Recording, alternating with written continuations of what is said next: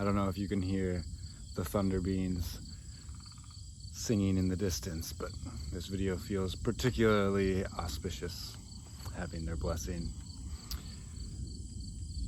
Treating and honoring life's seasons is something that I have to continuously remind myself. And I thought, this being the end of the Mercury retrograde, things have felt stagnant and slow lately in my life, and I had to remind myself every day isn't a vibrant summer day, even though this is the end of summer. Looking at life like the tide, where we have moments where the tide rolls in and moments when the tide rolls out. Moments when the summer comes and the winter returns. This reminds me of Ikkiyu's coming to mind. Ikkiyu says, "Look at the cherry blossoms. Their color and their scent fall with them. Gone forever, yet mindless, the spring comes again." Just this idea of not forcing things, not forcing your ideas onto life, not having to be the controller, the master, the one that dictates how your life flows. Yes, we are the director and the actor and the screenwriter, but we have to co-create with existence. We have to co-create with that higher part of ourselves, that part that came into this world with a certain direction and purpose that can actually butt heads with our lower personality self. And when we try and force that lower frequency onto our reality, it's when we self-destruct. We don't see what we're running into, who we're hurting. We can become so forceful and bullish that you'll just knock over anything that's in your path because you think that's what you need to do. When truthfully, you need to find that flow. And it really comes down to timing and location. When you're doing something, what you're doing, where you're doing it. Your higher self knows. And so that's why finding that time for stillness is really so important. Finding time, I do it first thing in the morning, and then at night I dedicate time for contemplation, for meditation, for breath work. Just all that space allows spaciousness into my life. Before I had created that space in the morning, my life was just very sporadic, very bam, bam, bam, bam, bam, like jumping from one thing to the next thing to the next thing. I was reacting to my environment instead of responding. And the difference is night and day. When we react to things, there's no space for another point of view. You can't see things from that higher perspective. You just constantly jumping from one thing to the next, and your mind is constantly running. And all the masters and sages talk about eventually turning your mind off, and I've had glimpses of clarity, but I haven't successfully been able to turn my mind off. But just making space for my mind to breathe, it's everything. And so the practical takeaway, grounding this spiritual truth into reality, I would say treat every day like a year.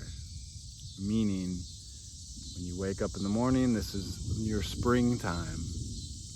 You get into the day, this is the summer, you work. At the end of the day, you reap the benefits in the fall, and then at nighttime, you slow down, you go back into winter.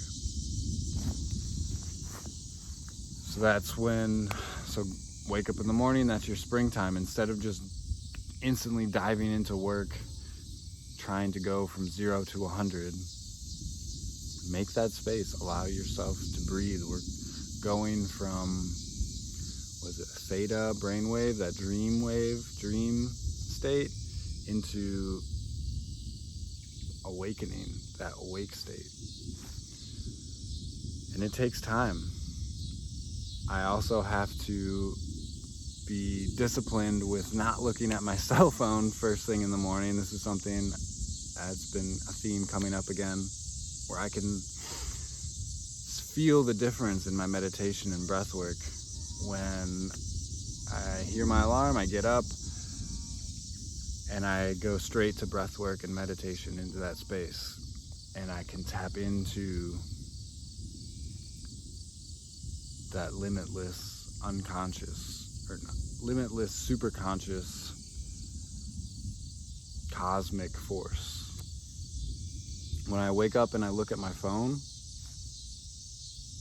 it feels a lot different. As far as I can't tap into that deep meditative space the same way. When I look at my phone, check my emails, check my messages, all that, comments, all that stuff, which is so fun to do because I can feel myself waking up faster. But you kind of miss that springtime. You're going straight from winter to summer.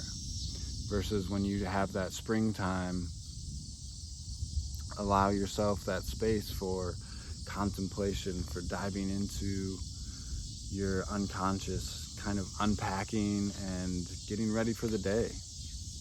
Planting the seeds in the spring, setting your intention, creating the vision that you'd like to see in your mind's eye. How would that feel? How would that look? All that is springtime energy. And then summertime, that's when everything's full on. You're going to work, you're meeting with people, making the phone calls. The rest of the world is now awake and in action. So you can do business. The marketplace is open. Like, everybody's available. And this is when we get stuff done. And then the fall is when we actually reap the rewards of that hard work that we did. And when I've worked with people, I've noticed a lot of the CEO type A personality people I've worked with, they don't honor their fall abundance celebration time. They want to just keep on working. They want to just be winter, summer, winter, summer, winter, summer. That fall harvest, bountiful energy, like you just dedicated your whole life to this work.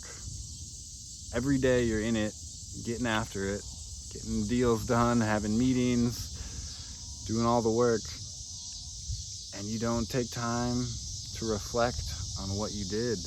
You don't take time to actually enjoy the fruits of your labor. And this can apply for anybody, but it's particularly something for the CEO types, business people that I've noticed when I've worked with them.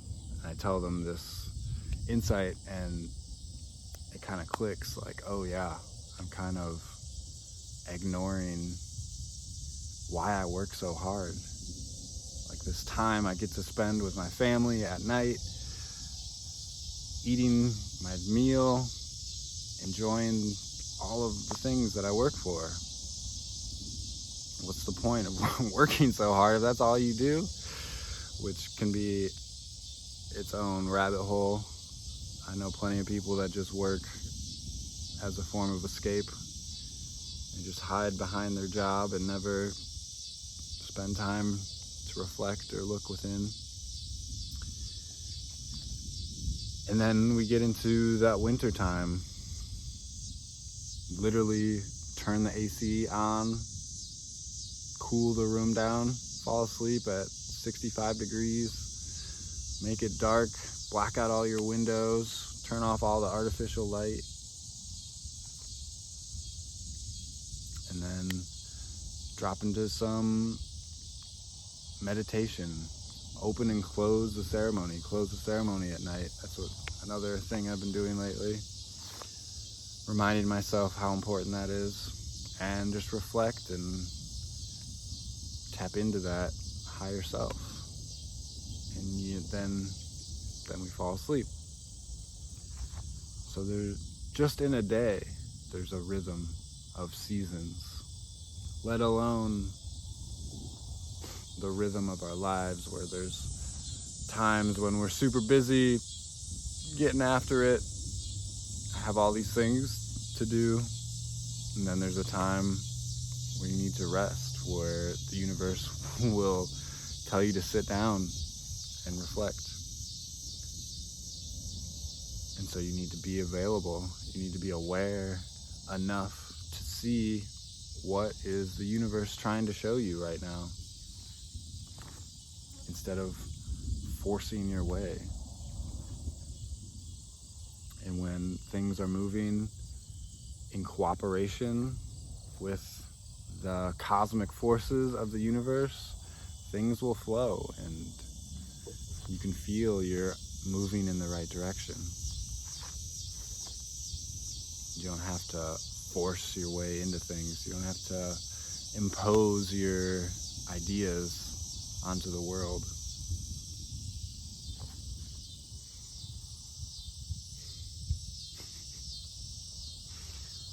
Look at the cherry blossoms. Their color and their scent fall with them, gone forever. Yet mindless, the spring comes again.